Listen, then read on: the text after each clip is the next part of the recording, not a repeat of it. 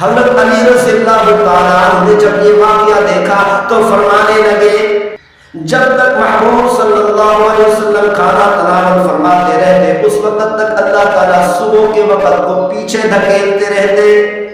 اللہ تعالیٰ نے پورے سال کے 11 مہینوں کے نام عربوں سے رکھوائے۔ جب رمضان مبارک کے مہینے کی نام کی باری ہے تو اللہ تعالیٰ نے قرآن مجید فرقان حمید میں ارشاد فرمایا شہر رمضان الذی انزل فیہ القرآن۔ اللہ تعالیٰ نے فرمایا او عرب کے لوگوں باقی پورے سال کے 11 مہینوں کے نام تم نے رکھنے ہیں لیکن رمضان مبارک کا نام رمضان میں نے رکھ دیا۔ رمضان کا معنی ہے جلانا۔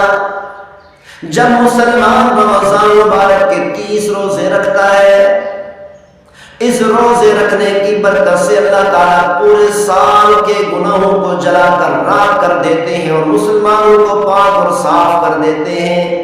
حضرت عباس بن ساریہ رضی اللہ تعالیٰ عنہ اور حضرت مقداد رضی اللہ تعالیٰ عنہ اور حضرت علی رضی اللہ تعالیٰ عنہ صبح کے وقت میں سحری کا کھانا تناول فرما رہے ہیں۔ حضرت بلال رضی اللہ تعالیٰ عنہ حاضر ہوئے، آ کر کہنے لگے او اللہ کے بندو سحری کا وقت ختم ہو چکا، میں اذان دینے کے لیے جا رہا ہوں۔ حضرت بلال رضی اللہ تعالیٰ عنہ جب اذان دینے لگے، اذان دینا شروع کی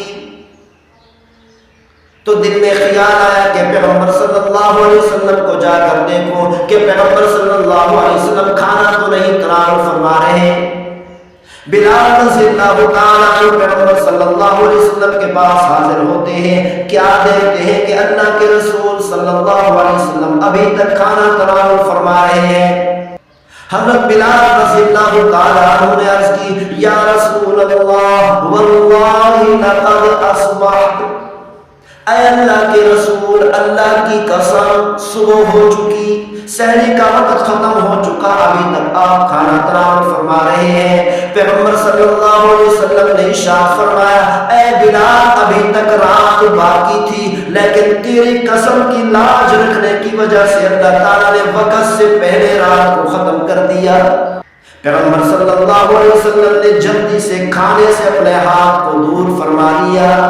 حضرت علی رضی اللہ تعالیٰ عنہ نے جب یہ واقعہ دیکھا تو فرمانے لگے جب تک محبوب صلی اللہ علیہ وسلم کھانا تناول فرماتے رہتے اس وقت تک اللہ تعالیٰ صبح کے وقت کو پیچھے دھکیلتے رہتے۔